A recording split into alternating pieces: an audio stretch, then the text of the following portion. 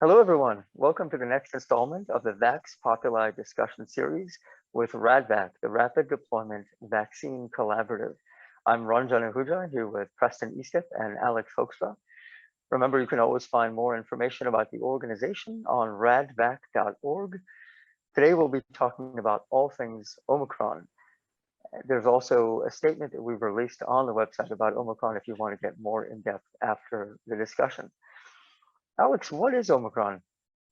Yeah, the Omicron variant is the latest major variant of the SARS-CoV-2 virus, which causes COVID-19 disease. Omicron is the most highly mutated variant that we have seen thus far. It has been characterized by over 50 mutations, I think the majority of which, over 30 of which, are concentrated in the spike protein. And then if you sort of narrow down even further on the spike protein, there is the receptor binding domain, and there's a large, a substantial fraction of mutations that are concentrated in that receptor binding domain. So as you get further sort of zoomed into the regions in which the virus initially contact ACE2 receptor and the receptors on our human cells, there's a lot of variation in this new Omicron variant that is very different, very mutated away from the original ancestral wild type variant of SARS-CoV-2. So this variation is making Omicron largely resistant to commercial vaccines. Well, in part. Right? There's a lot that we can learn about, the immunology. There's a lot that Omicron is telling us about, how to inform vaccination strategy going forward. And many of those lessons were in some way predictable, right? We knew that, the receptor binding domain in particular is a fairly unstable region of the coronavirus genome and subsequently of its proteome or of its protein structures. And so, we at RaDVaC had taken a strategy, more than a year and a half ago now, going back to probably mid-2020, in which we began trying to identify and build vaccines that focused on and were inclusive of highly conserved regions of the viral proteome. So yeah, I think it makes sense for us to kind of recap, what we said in our Omicron update in December and kind of spell it out here, and then maybe kind of go further into what that means for us at RaDVaC and how it informs vaccine strategy even outside of our group. Yeah, so I think it's important, for people more generally who are thinking about Omicron, thinking about their own vaccination status. The vast majority of people haven't made RaDVaC, haven't taken RaDVaC, but they have taken commercial vaccines. They do know about monoclonal antibody therapies, right? And it's important to know about Omicron and how it's different from its predecessor variants in terms of vaccines and therapeutics. So, critical knowledge about rescue therapeutics or treatments that previously worked is that neutralizing antibodies or monoclonal antibody therapies from Regeneron and Lilly no longer work against Omicron. They are targeted to the receptor binding domain, and there are so many mutations. 15 of the 30 mutations that are in spike are clustered in the receptor binding domain, and those highly concentrated mutations cause the monoclonal antibody therapies to be ineffective. Those are also guides to our understanding of what parts of the spike protein remain effective in the commercial vaccines, right? It's not the receptor binding domain, because those monoclonal antibodies tell us that there are so many mutations that antibodies directed at that receptor binding domain are no longer effective. So I think it's a really important question for us in thinking about overall vaccine design and overall effectiveness of existing commercial vaccines. What it is about those vaccines that is preventing people from getting serious disease. Even though it's not preventing them from getting infected, what parts of the spike protein are still effective, do antibodies bind to that still prevent serious infection. So since the receptor binding domain and what's called the N-terminal portion of the spike protein are highly mutated, and the much more conserved S2 or C-terminal domain of the spike protein are not mutated, not heavily mutated in Omicron, it tells us that the very likely that the parts of say the BioNTech, Pfizer, and the Moderna vaccines that still confer some level of immunity, are those parts that are involved in viral fusion, that those highly conserved parts that RaDVaC has been focused on for the past year and a half. And what's interesting is that there are some vaccines in development that actually focus on RBD. Is that right? Yeah. So, Right.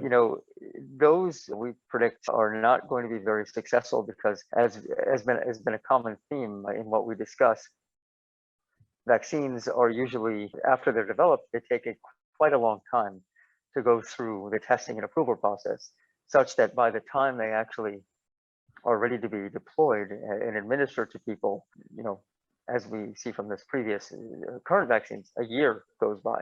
And that time allows these mutations to emerge and escape away from the original design, which is probably what's going to happen with these RBD vaccines. By the time they get out of testing, their design is sort of out of date.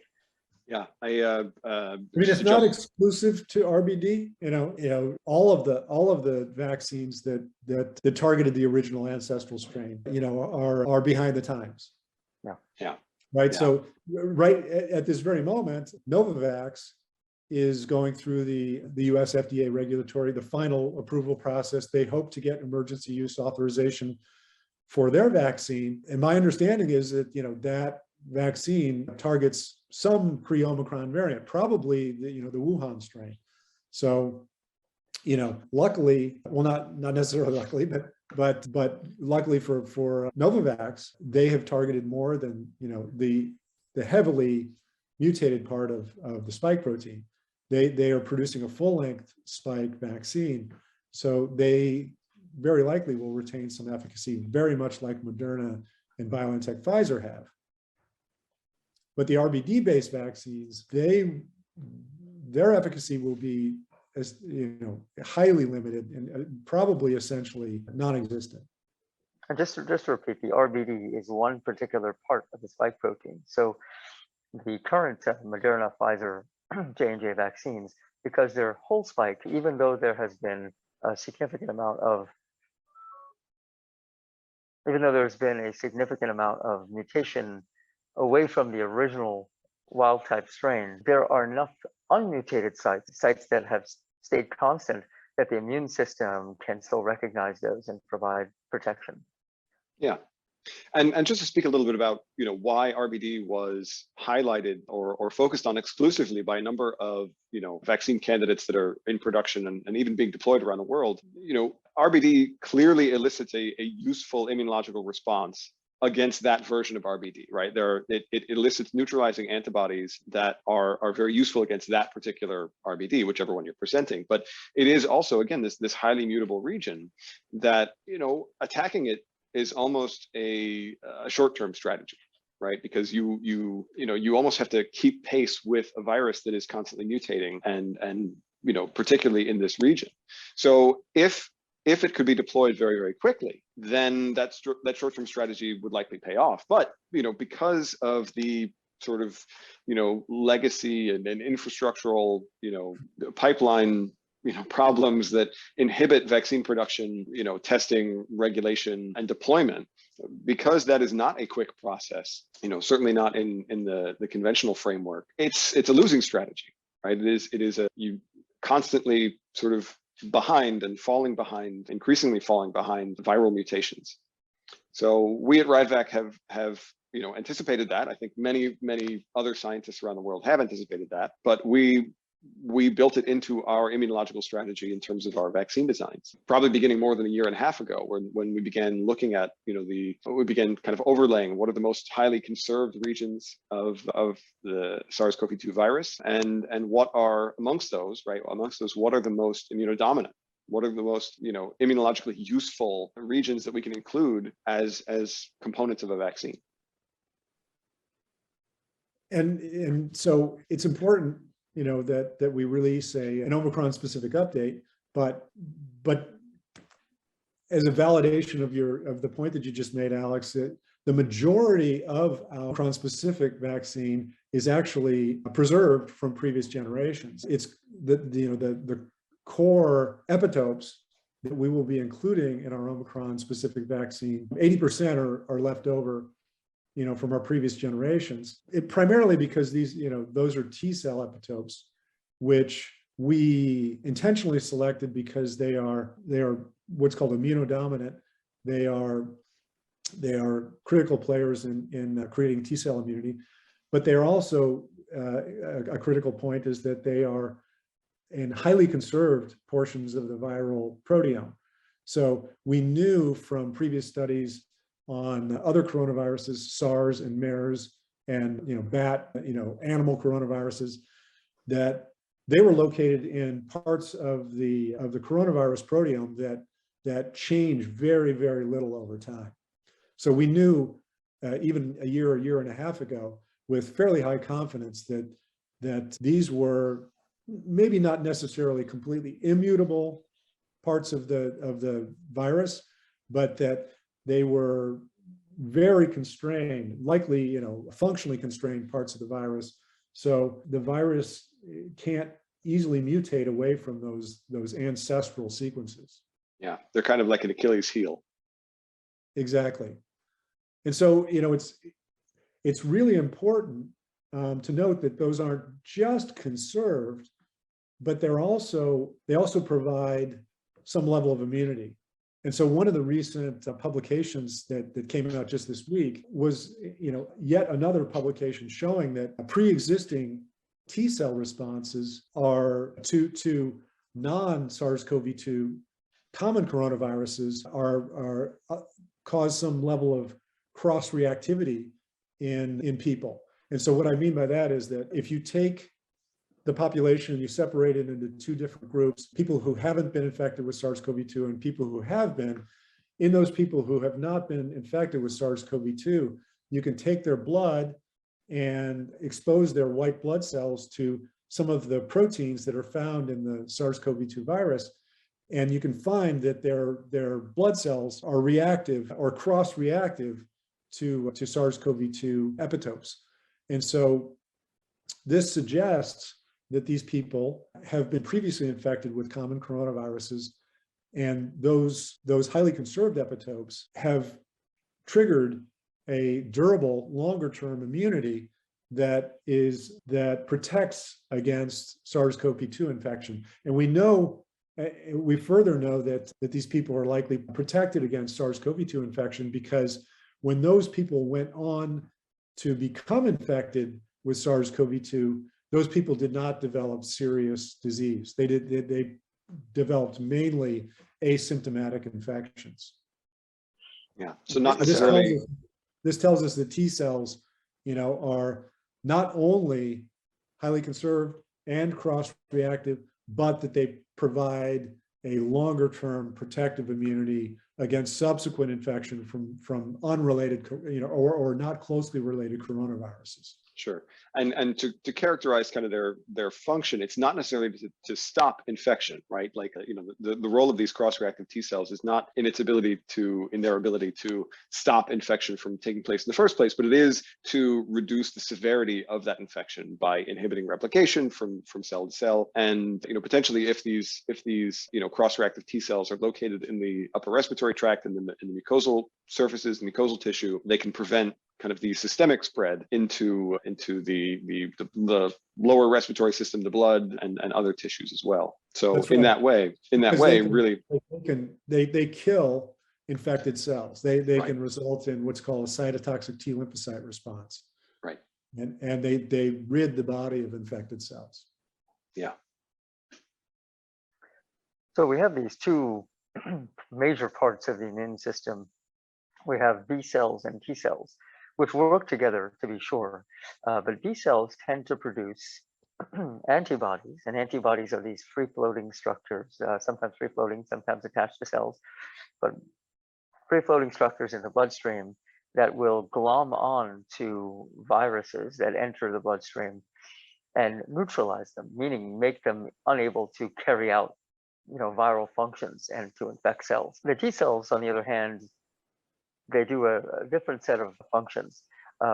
Preston, do you want to give us a real quick overview of T cell function? Yeah, sure. Well, T cell, there's a wide diversity of T cells. They both support B cells in their production of antibodies, which are technically, when they become mature and secrete antibodies, they're plasma cells. That's a kind of a B cell. And T cells support that entire lineage of antibody producing cells. But T cells also engage in what I described before, a cytotoxic response in which they actually detect and kill infected cells. And so T cells are a critical component of actually ridding the body of an infection. Antibodies alone can't do that. They can prevent the spread of a virus by binding to the virus, inhibiting its entry into other cells. But eventually the clearance of an infection relies on this T cell response.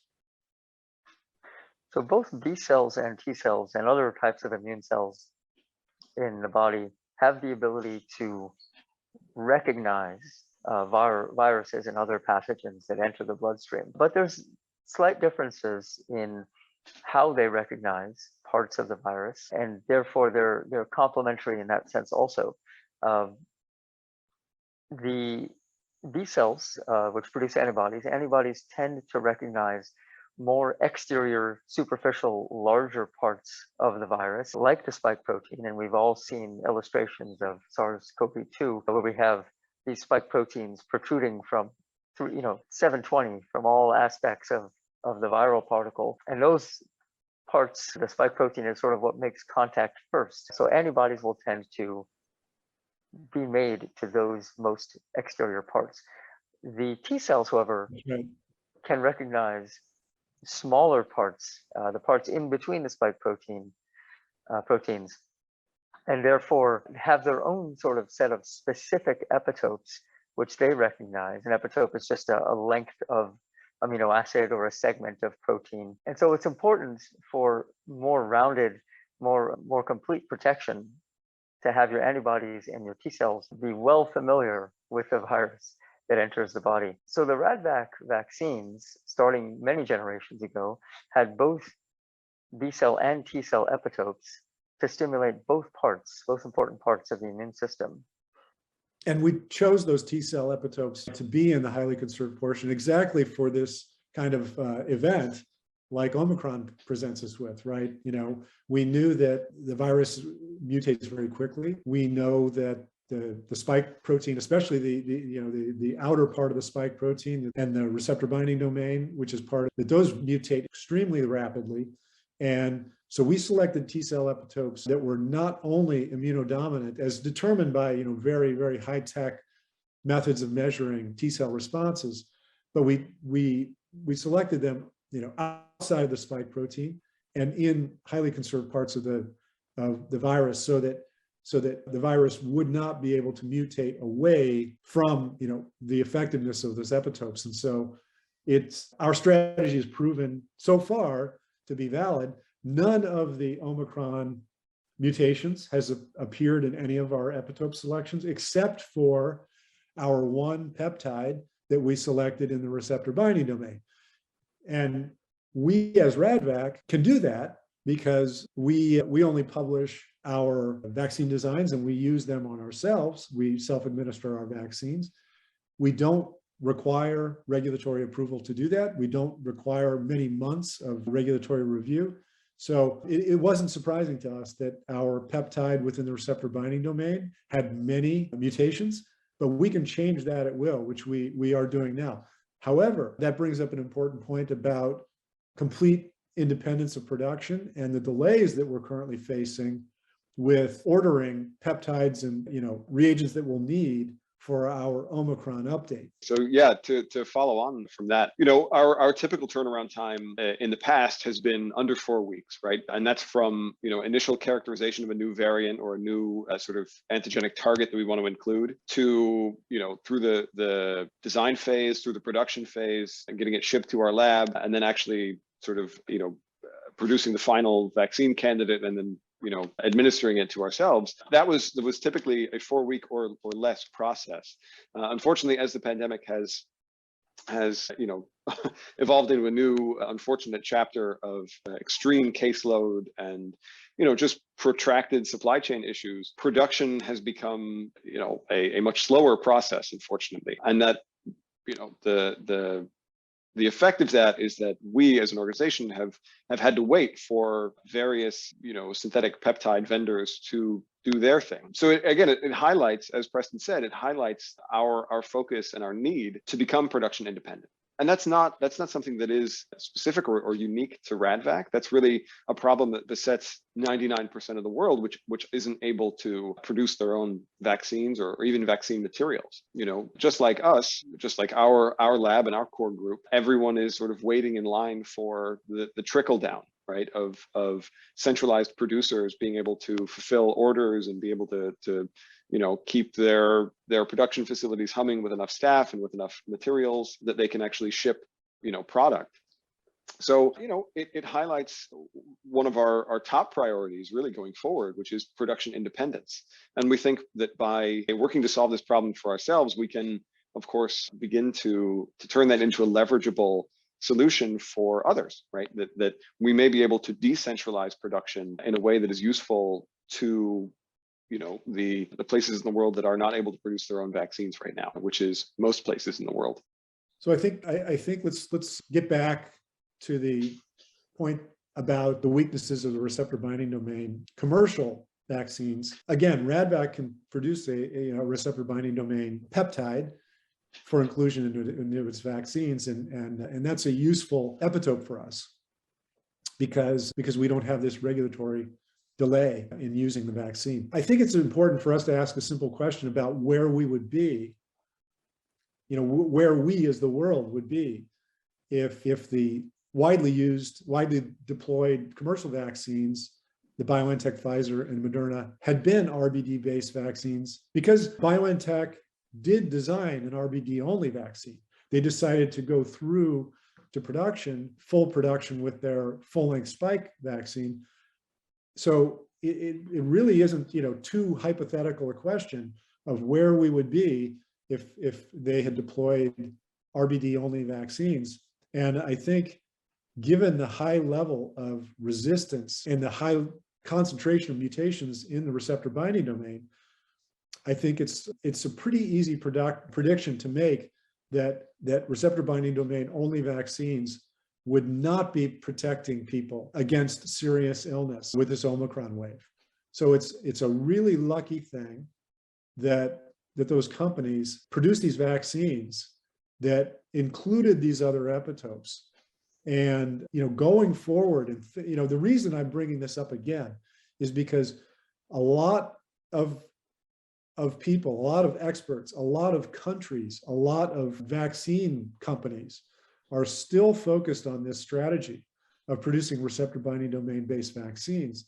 And I think it's a really misguided strategy that they really need to rethink, and people need to give them pushback on the investment of all these dollars and hours into a highly mutable target that's only going to drift away from effectiveness. And it's not eventually a year from now or 2 years from now. The original Wuhan strain of the receptor binding domain is already ineffective against the Omicron variant. So we need to get realistic about, this moving target. Just because it binds, neutralizing antibodies doesn't mean it's the best target in the virus. Yeah, and to bring that back to RaDVaC, do you want to talk a little bit about how that's informed our strategy over time and how it's maybe validated our conserved and cross-reactive targets and where we might go from here?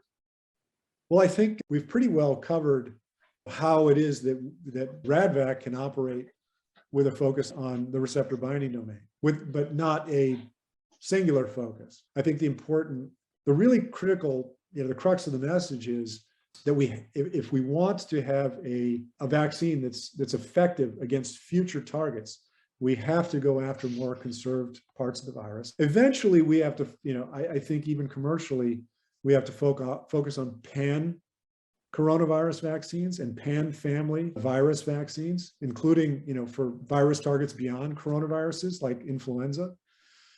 We're not there yet, but there's a lot of really good research that's been done, both on influenza and on coronaviruses, that suggest that, sort of the next ideal embodiment of a vaccine is a pan-coronavirus vaccine or a pan-family vaccine that is highly resistant to this, to this dynamic moving target of going, of trying to target the individual variant of the moment.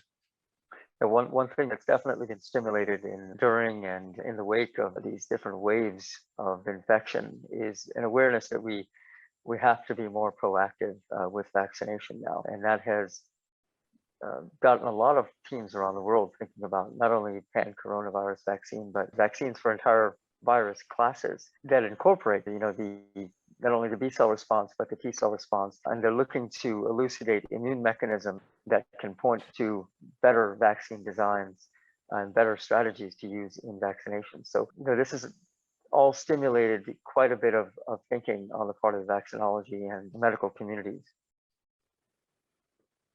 Yeah, I think the most important lesson that Omicron brings with it is that it validates a focus on highly conserved targets in the virus, but it also validates a focus on highly conserved targets across a set of related viruses, right?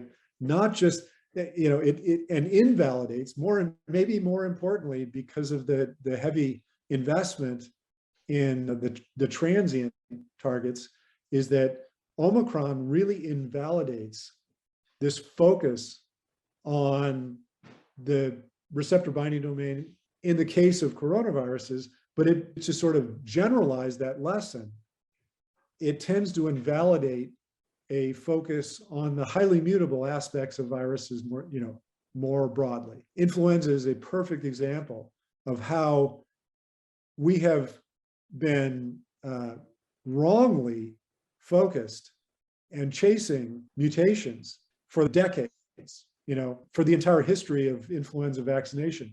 I hope that within a few years, we can say that we have finally learned the lesson and finally taken a different strategy to defeat influenza finally, and with a single vaccine that is fundamentally different from the history of a series of vaccines that always become less and less useful as time goes on.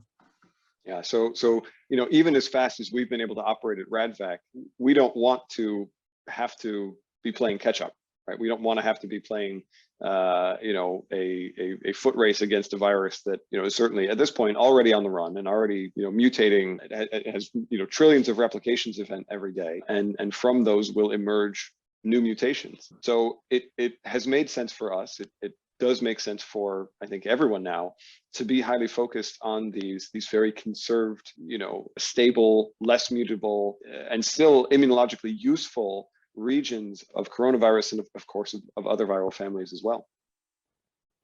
So we discussed the weakness of RBD-based vaccines in light of viral mutations and rather frequent viral mutations in that area. What do we think about the approach of including multiple RBDs in a vaccine to, sort of cover the bases? I mean, I think that also has significant weaknesses. And that has been proposed, a pan-coronavirus receptor binding domain based vaccine, with many RBDs from multiple different sources of coronaviruses, including the pathogenic ones and including the common ones like the cold coronaviruses and the bat coronaviruses, pangolin coronaviruses. The problem, though, remains. Nobody's ever seen an RBD like Omicron, right? Omicron would be resistant to all of them. So Omicron is telling us something. It's telling us, it's got a very, very powerful message about even that approach. We're not going to cover all possible sequence space of receptor binding domains. And the receptor binding domain can undergo all sorts of different mutations and still interact with its receptor. So in a sense, that's actually putting evolutionary pressure for the viruses to come up with novel solutions to evade that. but it does, but it will. And so when we focus on the receptor binding domain, we are really focused on the disinformation that the virus is feeding us, right? People focus on the receptor binding domain because it interacts with the host cell receptor and it elicits a disproportionate fraction of neutralizing antibodies. But it can do that because it can mutate so completely. It actually, the difference between SARS, MERS, and SARS-CoV-2, those actually use different human receptors. MERS doesn't even use the same receptor as SARS-CoV-2. It can evolve completely away from the need for a particular human receptor. So we're playing the virus's game. In a war against the virus, when we focus only on the predominance of the of neutralizing antibodies where they're directed at the moment, that's the virus's game. If we focus instead on providing the immune system with viral epitopes that it doesn't normally see, but it can use to neutralize the virus, that's a better designed game than and the one that we will win in the long run against the virus. Yeah. So, staying resilient to mutations. Right. So I think it's really important for us in thinking about representing those conserved epitopes in expanding the representation of the conserved epitopes in the vaccines that we do produce. And in doing that, we stay away from the receptor binding domain, but B, we represent the S2 domain of the spike protein, which is the entire C-terminal half of the spike protein, but it's one that is not as exposed on the surface of the virus. Antibodies can still bind to it, but it is much more highly conserved than the outer coat S1 domain of the spike protein. So, the plan going forward for RaDVaC is to expand our representation of conserved epitopes to interact with the immune system to elicit even more, highly durable immune responses. And so in doing that, we would like to go beyond the peptide epitopes to much longer recombinant epitopes of a few hundred amino acids, but of highly conserved sequence of the spike protein, so that we provide a target for the immune system to elicit antibodies, so that there are many more conserved epitopes that are resistant to mutation, so that the likelihood of a future virus mutating away from that becomes infinitesimally small, right? Right now with peptides, we only have 2 or maybe 3 B-cell epitopes that we represent in a vaccine simultaneously.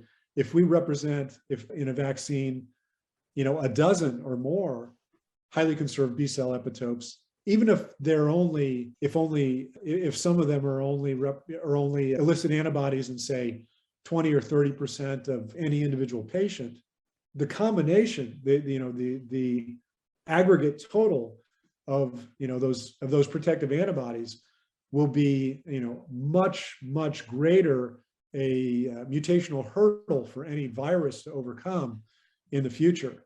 So, and if we use multiple of those S2 domains to create a pan-coronavirus vaccine, then we've provided, I think, an insurmountable hurdle for any future virus, to overcome. And maybe we'll finally have a last vaccine that will prevent all future coronavirus infections. Yeah, and I think the opening of this discussion about recombinant protein production, it ties inexorably into production independence, right? Recombinant protein production is achievable through yeast, right? Through an organism that has, served humanity's purposes, as an engineerable, sort of domesticatable organism for 10,000 years or more. And here you have essentially a biotechnology that is highly, highly scalable. The way that the people share, for instance, sourdough starters, they may soon be able to share vaccine factories, right? Molecular factories in which they can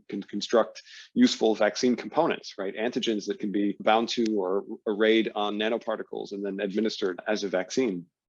So it's fascinating and exciting in a variety of fronts. One, that that we can produce longer protein constructs that match their sort of native conformation. Two, that those regions are highly conserved and likely to be highly conserved in future variants, and thus sort of resilient against future mutations and even future strains of coronavirus, say SARS-CoV-2, if and when that happens. And three, that it is a fundamentally decentralizable technology that could potentially change sort of the paradigm of vaccine access overall, right? That we may be able to, provide the means of producing vaccines to places that are right now waiting, right? As I think 99% of humanity is sort of waiting for, well, I think at this point all of humanity is waiting for new and better versions of coronavirus vaccines. And the current model for that is trickle down, right? The current model for that is that it's centralized in